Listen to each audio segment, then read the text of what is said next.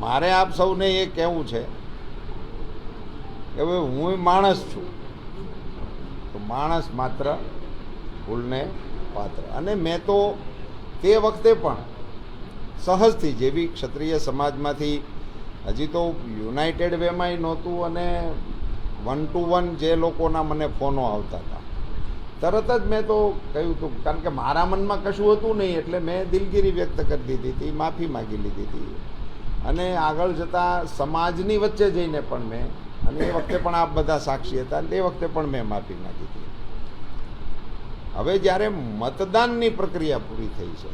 અને હવે મતવાળો વિષય કાંઈ છે નહીં, હવે રાજનીતિવાળો વિષય પણ જે છે નહીં, કારણ કે ચૂંટણી હોય ને એટલે પછી બધું એમાં અંદર આવી શકે એ આપણને બધાને ખ્યાલ છે, એટલે એમાંય હું તો કંઈ બહુ જવાના મતનો છું નહીં. હવે